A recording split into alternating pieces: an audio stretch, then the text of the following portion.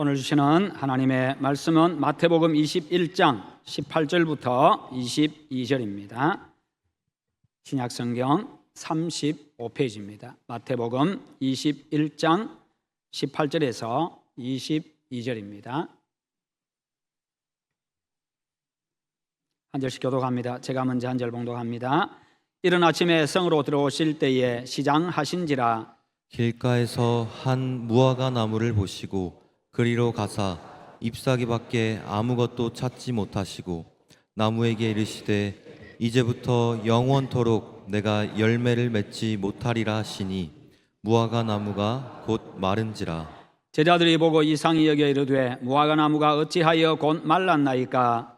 예수께서 대답하여 이르시되 내가 진실로 너희에게 이르노니 만일 너희가 믿음이 있고 의심하지 아니하면 이 무화과 나무에게 된 이런 일만 할 뿐 아니라 이 산더러 들려 바다에 던져지라 하여도 될 것이요. 함께 봅니다.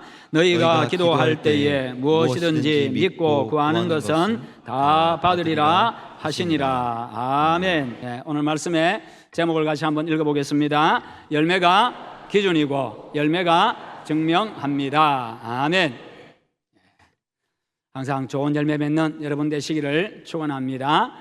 나무가 좋은 나무인가 좋지 않은 나무인가 판단하는 것은 나무 본체도 아니고 가지도 아니고 잎도 아니고 꽃도 아니고 바로 열매입니다. 열매가 좋으면 열매가 맛있고 크고 좋으면요 좋은 나무인 겁니다.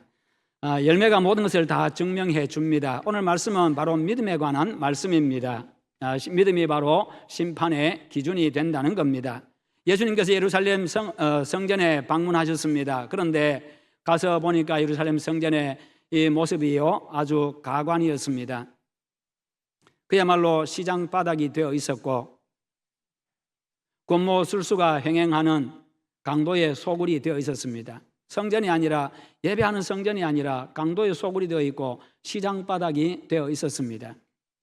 화가 나신 예수님께서는 장사꾼들을 꾸짖었습니다. 상을 다 둘러엎으셨습니다. 다 내쫓아버렸습니다. 여기는 그렇게 하는 곳이 아니다라는 것이지요. 그 후에 성에서 나가신 우리 예수님께서 다음날 아침에 이제 제자들과 함께 다시 성전으로 가십니다. 성전으로 가시는데 그런데 가다가 보니까 아주 눈에 확 들어오는 나무가 하나 있었습니다. 잎이 아주 무성하게 있는 나무인데요. 보니까 무화과 나무입니다. 아침을 안 드셨는가 시장하셨습니다. 예수님이 시장하시고 예수님 시장하시니까 제자들도 시장하겠지요. 그래서 관심을 가지고 열매가 있는가 해서 열매를 따먹기 위해서 길가에 있는 나무니까 또 주인 없는 나무이기도 할 것이지요. 그래서 가서 열매를 찾았는데 보니까 열매가 없습니다. 열매를 따려고 갔는데 기대감을 가지고 갔는데 그래도 이 허기는 모면할 수 있겠구나, 시장기는 지울 수 있겠구나 생각하고 갔는데 열매가 하나도 없는 겁니다. 잎만 무성합니다. 그래서 예수님 말씀하십니다. 앞으로 너는 영원토록 열매 맺지 못한다. 그렇게 명하셨습니다. 그렇게 선포하시자 놀랍게도 나무가 곧 말라 죽어버렸습니다. 여러분 이 지역에서 무화과 나무는요 6월달과 9월달과 12월달에 추수합니다. 열매를 땁니다. 그런데 지금 이 시기는 지금 예수님께서 열매를 따기 위해서 갔던 이 시기는 3, 4월경입니다. 그러니까 열매가 있겠습니까? 없겠습니까? 열매가 없어요. 열매가 없는 시기인데 열매 없다고 예수님이 그냥 말라 죽게 해버렸습니다. 그런데 무화과 나무의 특성을 한번 생각해 보십시오. 여러분 무화과 나무는 열매가 먼저 맺힙니까? 잎이 먼저 납니까? 제가 다 가르쳐 줬지요. 예. 어떤 분들은 긴가민가 할 거예요. 야, 열매 그냥 무화과 사 먹기만 사 먹었고 그리고 따먹으러 갈 때는 이미 잎이 무성하게 나 있으니까 그냥 일반 나무처럼 잎이 나고 꽃이 피고 그 다음에 열매가 맺어지는구나 그렇게 생각했을 겁니다만 그러나 무화과는요 잎이 나기 전에 열매부터 맺힙니다. 무화과 꽃이 없는 과일이다 그 말입니다. 꽃이 안 피지요 무화과에는. 그러니까 이미 열매가 맺었어야 됩니다. 잎이 무성하다 이 말은요 원래 열매가 먼저 맺기 때문에 잎이 무성하다는 말은 이미 열매가 맺히고 그 다음에 잎이 나 있어야 되는데 저 정도로 잎이 무성하면 이미 무화과가 아주 잘 익어 있어야 되는데 열매가 하나도 없었다 그 말입니다.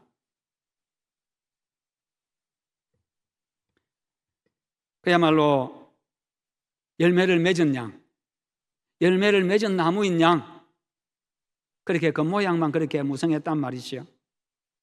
예수님이 이 사건을 통해서 무엇인가를 보여주고자 하신 겁니다. 우리 예수님이 행하실 때는요, 무엇인가 일을 행하실 때는 의미 없이 행하신 일이 한 번도 없습니다. 감정적으로 행하시는 일이 없습니다. 무언가 목적을 가지고, 거룩한 목적을 가지고 항상 그렇게 일을 행하십니다. 이스라엘은요, 이 무화과는 바로 이스라엘 백성들을 상징합니다. 이스라엘을 상징합니다. 그러니까 이 사건은 단순한 사건이 아니라 이스라엘의 위선과 거짓을 폭로하는 사건이고, 그들에 대해서 심판을 경고하는 사건입니다. 이제 어제 예수님께서 성전을 방문하셨습니다. 오늘 앞부분에 예수님이 성전 방문한 사건이 나옵니다. 거기서 시장바닥이 되어 있고 강도의 소굴처럼 되어 있는 그들을 다 쫓아내버리시고 다 그냥 상을 둘러부시고 다 깨끗하게 해버렸습니다. 다 정리해버렸습니다. 그들의 악함을 보았지요. 그들은 예루살렘 성전의 위용과 화려함을 자랑했던 사람들입니다. 그리고 그런 성전에서 예배를 드리는 것에 대해서 대단한 자부심을 가지고 있었습니다. 화려한 성전, 아주 그 화려하고 위용 있는 그 성전에서 우리가 예배를 드리고 있고, 그러나 그들의 모습은 대단히 부패해 있었습니다. 성전은 강도의 소굴처럼 되어 있었습니다. 그들이 드리는 제사는요, 모양만 있었습니다. 마음은 없었습니다. 제사 드리러 오지만 그야말로 마당만 밟을 뿐이었습니다. 자기를 드러내고 자기 이익을 챙기는 그런 일에만 관심이 있었고, 예배의 대상이고 예배를 받으시는 하나님에 대해서는 전혀 관심이 없습니다. 예배 의식만 거창할 뿐이었습니다. 하나님에 대한 경외심도 없어요. 사랑도 없어요. 감사도 없어요. 진정한 찬양도 없습니다.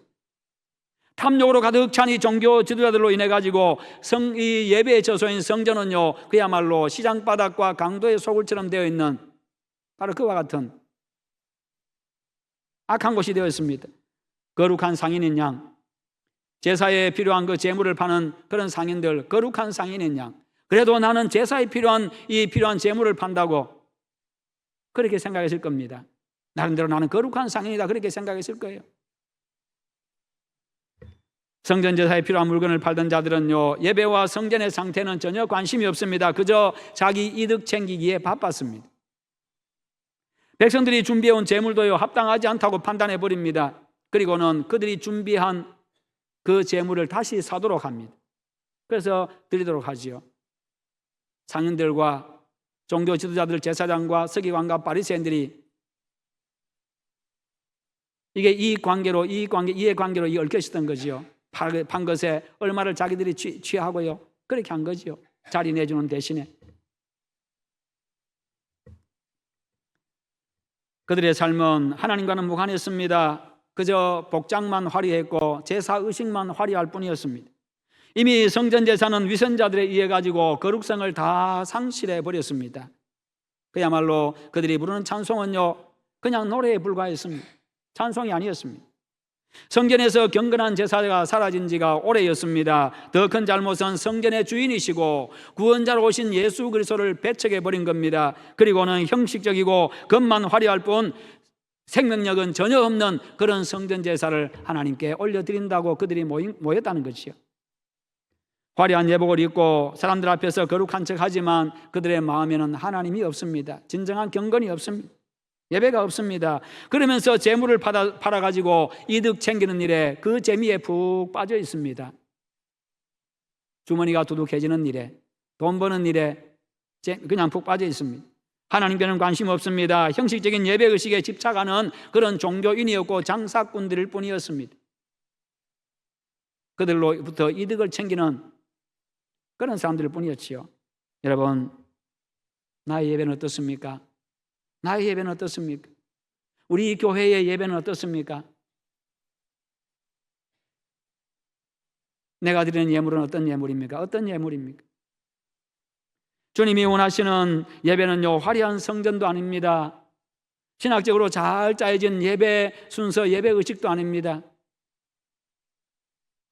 많은 예물도 아닙니다. 경외함으로 하나님 아버지 앞에 나아가서 내 자신을 올려드리고 나의 죄에 대해서 슬퍼하고 가슴을 치며 애통하면서요, 하나님의 은혜와 자비와 긍휼을 구하고, 하나님의 은혜를 구하고, 하나님의 말씀하시는 그 하나님의 음성에 대해서 나에게 주시는 말씀으로 듣고 받아서 순종하는 바로 그와 같은 예배, 그런 자를 하나님이 원하십니다. 중심에 하나님의 구원의 은혜에 대한 진정한 감사와 찬양이 있느냐 하는 것이지요. 주님은 진실한 신앙 인격을 원하십니다. 진실한 신앙을 원하시고 진실한 인격을 원하십니다. 진실한 삶의 열매를 원하시는 분이십니다. 잎만 무성하고 열매 맺지 못하는 무화과 나무를 우리 주님께서 그냥 말라 죽게 하셨습니다. 잎만 무성한 나무는요, 경건의 모양은 있지만 실제로는 아무런 열매를 맺지 못하는 이 유대인들의 위선적인 삶을 나타내고 있습니다. 그런 그들에 대해서 하나님이 심판을 경고하신 사건이지요. 예수님은요, 마태복음 23장에서 이런 위선에 대해서 아주 엄하게 책망하셨습니다. 천국 문을 닫아버리고 자기들도 들어가지 아니하고 들어가려고 하는 다른 사람들도 들어가지 못하게 막는 자들이다. 그렇게 악한 자들이라는 거예요. 자기만 죽는 게 아니라 남까지 죽게 만드는 자들이다. 교인 하나 얻기 위해 가지고 바다와 육지를 두루두루 다니면서 교인 하나 얻었는데, 겨우 하나 얻었는데, 그런데 얻으면 자신들보다 배나 더 지옥 자식이 되게 한다. 너희들보다 전도해가지고 니보다 더 악한 교회 만들고 있다. 그렇게 말하고 있지요. 겉은 깨끗하되 그 안에는 탐욕이 가득한 자다. 겉은 회칠한 무덤같이 희지만 속은 시체로 가득한 무덤과 같은 자들이다. 주님께서 그 당시의 지도자들을 향해 가지고요, 종교 지도자들을 향해 가지고 서기관과 바리새인들, 제사장들을 향해 가지고 이렇게 책망하신 겁니다. 겉으로는 경건하고 거룩한 척하지만 속은 대단히 추악하다는 겁니다. 그들은 자신들뿐만 아니라 남들까지 죽게 합니다. 자신뿐만 아니라 교회가 욕을 먹게 합니다. 하나님까지 욕먹게 합니다. 여러분, 남을 보고 판단하고 남을 보고 판단하고 말하기보다 먼저 나 자신을 잘 살펴야 합니다. 나 자신을 먼저 살펴야 합니다. 항상 나 자신을 살펴야 됩니다. 나는 성령의 열매를 맺는 참믿음의 사람인지, 교회와 하나님을 바르게 드러내고 보여주는 참 하나님의 백성인지, 나는 바른 예배자인지, 나의 예배는 하나님께서 기쁘게 받으시는 예배인지, 예물로서 나는 하나님께서 기쁘게 받으실 만한 예물인지, 뿐만 아니라 내 삶의 예물, 물질의 예물은 진실하고 깨끗한 예물인지, 하나님의 무한한 은혜에 무한한 감사로 드리는 최선의 예물인지. 주님은 잎만 무성한 나무, 그 무화과 나무를 징계하셨습니다. 외식하는 이스라엘에 대한 경고지요. 이제부터 내가 영원히 열매를 맺지 못하리라. 즉시 그 나무가 말라버렸습니다. 이 사건을 통해서 오늘 주께서 이 시간에 나에게 하시는 음성을 들어야 합니다. 종민아, 이 무화과 나무가 혹 네 모습은 아니냐? 종민아, 이 장사꾼들이 네 모습은 아니냐? 이 음성 우리가 들어야 합니다. 나에게 하시는 말씀. 그렇다면 빨리 회개해.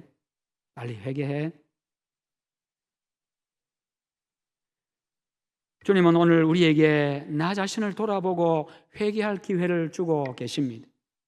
용서하시고 용납하시기 위함입니다. 사랑을 베풀고 긍휼을 베푸시기 원하심입니다. 나를 살려주기 위함입니다. 나에게 은혜와 복 주시기를 위함입니다. 하나님의 음성을 들을 때 이 말씀은 나에게 하시는 말씀이구나, 나에게 주시는 음성이구나, 그렇게 하고 말씀을 받들어 순종하는 그 사람이 바로 지혜 있는 사람이고 복 있는 사람입니다. 하나님은 그에게 긍휼과 자비를 베푸시고 은혜를 베풀어 주시기 때문입니다. 그런 여러분 다 되시기를 축원합니다. 주님의 경고는 심판이 목적이 아니라 회개시켜서 용서하시고 은총을 주시는 것이 목적입니다. 그래서 주님의 말씀을 듣고 회개하면요, 사죄의 은총을 받고 생명을 얻습니다. 주님은요, 이 바리새인과 서기관들, 이 장사꾼들이 미워서 그렇게 상을 둘러부시고 야단친 게 아니지요. 회칠한 무덤 같은 자들아, 그렇게 야단친 게 아닙니다. 그들을 회개시키고 돌아와서 다시 하나님의 은혜 속에 들어가도록 하기 위해서, 진정한 예배자, 진정으로 하나님을 경외하는 자가 되도록 하기 위해서요, 그렇게 하신 거죠. 그들을 살려주시려고요. 성도 여러분, 열매 없는 무화과 나무를 징계하신 이 사건이 오늘 나에게 하시는 주님의 음성인 줄 믿고 항상 나 자신을 돌아보시기를 바랍니다. 그래서 회개하고 열매 맺는 참 믿음의 사람 되시기를 축원합니다. 주님이 원하시는 것은 외형이 아니라 내용입니다. 화려한 의식이 아니라 바로 내 안에 있는 하나님에 대한 경외심과 믿음입니다. 이름이 아니라 실제입니다. 겉모양이 아닌 마음 중심입니다. 여러분, 과일나무를 심는 것은 왜 과일나무 심습니까? 열매를 얻기 위함이죠. 사과나무를 심는 것은 사과를 얻기 위해서입니다. 배나무를 심는 것은 배를 얻기 위해서입니다. 야, 저 배나무 참 잘생겼다. 배나무 잎이 저렇게 무성하고 배나무 꽃이 저렇게 이쁘고, 그렇게 하려고 심는 거 아니잖아요. 열매 따려고 심는 겁니다. 그러니까요, 열매를 맺어야 될 나무가 열매는 맺지 못하고 잎만 무성하다고 한다면요, 그것은 아무 가치가 없습니다. 결국에는 찍어내버립니다. 톱으로 베서 버리든지 아니면 뽑아버리든지 그렇게 합니다.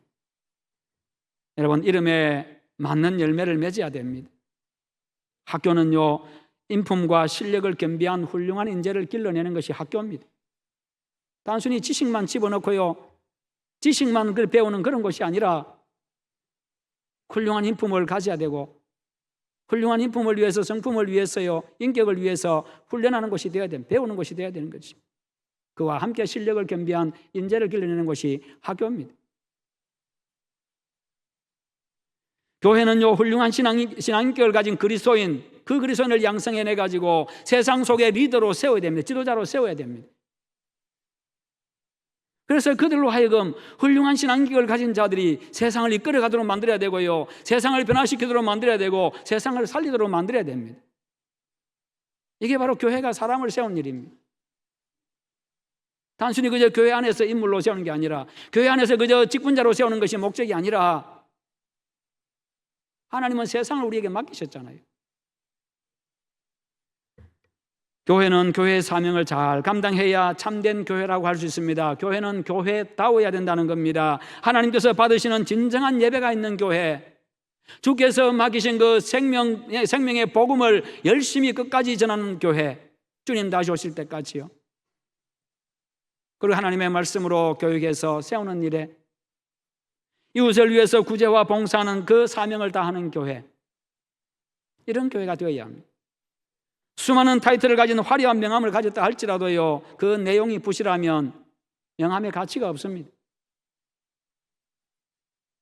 명함은요, 그 사람의 인격이 되어야 합니다. 명함이 그 사람의 인격이 되어야 되는 거예요. 그 안에 내용만 화려하다고 해가지고 명함이 자랑스러운 게 아닙니다. 자랑스럽게 명함 돌릴 수 있는 게 아니에요. 명함이 내 인격이 되어야 되는 거예요. 우리는 좋은 명함을 가지고 있습니다. 하나님의 대사,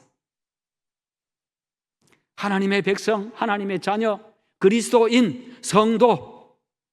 얼마나 좋은 명함, 얼마나 거룩한 명함 가지고 있어요. 얼마나 자랑스러운 이름을 가지고 있습니까? 어디를 가도 그리스도인이라는 이름, 하나님의 백성이라는 이름, 하나님의 자녀라는 이름, 성도라는 이름은 항상 따라다니고 있습니다. 항상 우리와 함께합니다. 학교에도, 직장에도, 사업장에도요, 내가 만나는 누구를 만나는 그 교제의 현장에도요.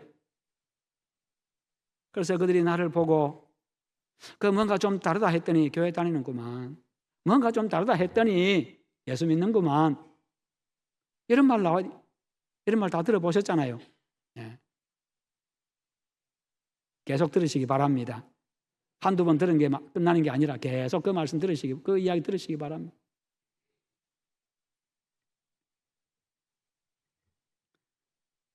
어디서든지 이름값을 해야 되고 그 이름에 걸맞는 삶을 살아야 합니다. 그것은 하나님의 말씀에 순종하며 살아가면서요, 성령의 열매 맺는 삶입니다. 우리가 맺는 열매는 바로 성령의 열매지요. 갈라디아 2장에 있잖아요. 사랑과 희락과 화평과 오래 참음과 자비와 양선과 충성과 온유와 절제의 열매입니다. 얼마나 좋습니까? 사랑의 열매, 그리고 마지막에는 절제의 열매.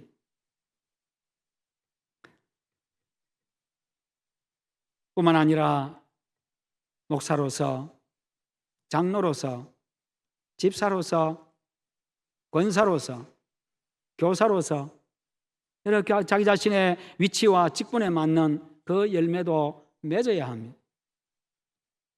그 열매를 주렁주렁 달고 나올 때, 그 열매들을 주렁주렁 달고 나올 때 거룩하신 하나님께서 영광스럽게 임재하셔서 우리의 예배를 받으시고 나를 받아주시고 무한한 은혜를 베풀어 주십니다. 그 열매를 들으며 예배할 때에 거룩하신 하나님께서 나의 예배를 받으십니다. 하늘의 문이 활짝 열리게 되고요, 은혜가 넘치도록 임합니다. 그런 예배자들에게 하나님께서 복을 명하십니다. 하나님이 복 있으라고 명하는 여러분 되시기를 축원합니다. 이어서 예수님은요, 이 사건을 통해서 믿음의 중요성을 가르쳐 주셨습니다. 예수님의 말씀 한마디에 나무가 바짝 말라버리자 제자들이 깜짝 놀랐습니다. 얼마나 놀랐겠어요. 주님이 네가 앞으로 영원토록 열매 맺지 못할 것이다, 그렇게 선언하셨는데 그냥 말라 죽어버렸습니다. 우리 지금 여러분들이 현장에 있다고 한번 생각해 보세요. 얼마나 눈이 동그래지고 얼마나 가슴이 철렁하고 얼마나 놀랐겠어요. 여러분이 한마디 말했는데 갑자기 나무가 말라 죽어버리고, 여러분이 말 한마디 했는데 지나가던 개가 죽어버리고, 얼마나 놀라겠어요. 말하고 지나갔는데 여러분 말 한마디 했는데 날아가던 새가 떨어지고, 그렇다 생각해 보세요. 얼마나 놀라겠어요. 지금 그런 현장이에요. 그래서 묻습니다. 깜짝 놀라서 묻습니다. 아니, 주님 어떻게 했길래 이 나무가 어떻게 해가지고 말라 죽어버렸습니까? 예수님 말씀하십니다. 너희에게 믿음이 있고 의심하지 아니하면 이보다 더 큰 일도 너희들이 할 것이다. 산더러 들려서 바다에 던지라 해도 던져질 것이요. 믿음이 있으면 된다는 거예요. 믿으면 한계가 없다는 겁니다. 믿으면 그 믿음을 보시고 전능하신 하나님께서 일하시기 때문입니다. 나는 믿고요, 나는 믿고, 이런 하나님이 하십니다. 중요한 것은 믿음이에요. 믿음의 능력, 그 믿음의 기도의 능력을 여러분 누리시기를 축원합니다. 그 능력은 바로 참 믿음의 사람에게 주어지는 것입니다. 위선자들은 심판을 받지만 믿고 순종하는 자들은요, 능력을 받습니다. 은혜를 받습니다. 이 말씀은요, 믿음은 중단하지 아니하고 포기하지 않는 계속적인 결단이라는 거예요. 여러분, 우리가 믿을 때에 계속해서 믿어집니까? 늘 믿음의 확신이 있습니까? 아니잖아요. 어떤 때는 의심이 되고, 어떤 때는 확신이 왔다가, 어떤 때는 의심이 되고, 기도할 때도 어떤 때는 확신하고 믿고 기도하고, 어떤 때는 의심하고, 계속 또 결단하고 또 결단하고 또 결단하고. 의심하지 말고 강한 믿음을 가지라고 강조하는 말씀이지요. 여러분, 믿음의 적은 의심입니다. 기도 응답의 적은 의심입니다. 능력의 적도 의심입니다. 베드로가 풍랑이 이는 바다 위를 걸어가다가 물에 빠져들어갔지요. 물 위에 서서 그 예수님만 바라보고 갔을 때는 아주 그냥 그렇게 갔습니다. 얼마나 놀라운 일이겠어요. 그런데 어느 순간 물결을 보고 두려워하자 물에 빠져버렸습니다. 그때 예수님 뭐라고 말씀합니까? 왜 의심했느냐? 왜 의심하였느냐? 믿음이 적은 자야. 네가 빠져들어간 것은 나에게 능력이 없어서, 내 능력이 모자라서가 아니라 네가 의심했기 때문이다. 의심은 죽음의 위험에 빠지게 합니다. 의심은요, 하나님의 손을 거두게 합니다. 의심은요, 무능한 삶에, 무기력한 삶, 무능력한 삶에 허덕이게 합니다. 의심은 바로 불신앙이기 때문입니다. 반면에 믿음은 무엇인지 되게 합니다. 믿으면요, 하나님의 능력을 봅니다. 믿음을 보고 전능하신 창조주 하나님께서 일하시기 때문입니다. 모세가 의심하지 아니하고 믿음으로 순종했을 때 홍해가 갈라졌습니다. 이스라엘 백성들이 의심하지 아니하고 여리고성을 돌았을 때 마지막까지 주님 말씀하신 그대로 순종했을 때 그 난공불락의 성 여리고가 무너져 버렸습니다. 성경에는요, 믿음의 순종을 통한 하나님의 역사가 무수하게 기록되어 있습니다. 오늘 말씀에 주님은요, 무엇이든지 믿고 구하는 것은 다 받으리라. 진짜 믿음 가진 자들, 그들이 그 믿음 가지고 기도하면 다 받는다. 이 약속을 믿고 믿음의 기도로 응답의 복을 누리시기를 축원합니다. 기도 응답 하나님의 역사는요, 우리의 직책을 보고 우리의 직분을 보고 나타나는 게 아닙니다. 진실한 믿음을 보고 나타내십니다. 우리 주님은요, 위선과 거짓을 미워하십니다. 내용은 없고 형식만 남아있는 거짓 신앙생활을 싫어하십니다. 진노하십니다. 내 믿음이 하나님은 진짜인지 가짜인지, 오늘 내가 드리는 이 예배는 진짜 예배인지 가짜 예배인지 다 알고 계세요. 우리 주님은 믿고 기도하고 순종하는 참 믿음의 성도에게 진짜 열매를 맺게 하시고 풍성한 인생이 되게 하십니다. 항상 그와 함께 하시며 능력을 나타내십니다. 여러분, 우리 주님은 아무리 대단하고 화려한 경력과 직책을 가졌어도 거짓으로 포장된 열매 없이 입만무성한 자는 심판하십니다.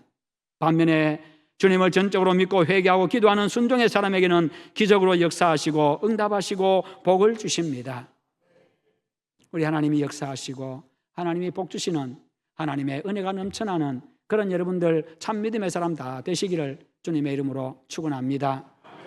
우리 함께 기도하십시다. 기도하실 때 하나님, 내가 참 믿음의 사람 되게 하시옵소서. 하나님 앞에 내가 온전한 예배자가 되게 하시옵소서. 진실한 예배자가 되게 하시옵소서. 내가 하나님 앞에 올려드리는 예물이, 내가 드리는 예물이 하나님이 원하시고 기뻐하시고 받으실 만한 예물 되게 하시옵소서. 우리 다 함께 기도하겠습니다. 자비로우신 하나님 아버지 감사합니다. 오늘도 우리에게 말씀 주심을 감사합니다. 아버지 하나님, 늘 말씀 가지고 살아가게 하여 주시옵소서. 내가 하나님 앞에 참 예배자가 되기를 원합니다. 진실한 참 믿음의 사람 되기를 원합니다. 우리 아버지 참 아름다운 열매, 믿음의 열매를 맺는 그런 삶이 되기를 원합니다. 은혜 베풀어 주시옵소서. 아버지의 자비하심이 필요합니다. 긍휼하심이 필요합니다. 하나님 아버지의 도우심이 필요합니다. 도와주시옵소서. 그래함으로써 하나님께서 은혜 베푸시고 하나님이 복 주시고 하나님이 사용하시는 그런 복 있는 인생이 되게 하여 주시옵소서. 하나님이 역사하시는 능력의 삶이 되게 하여 주시옵소서. 우리 아버지여 도우시옵소서. 우리 아버지 은혜 베풀어 주시옵소서. 주여 감사합니다. 예수님의 이름으로 기도하옵나이다. 아멘.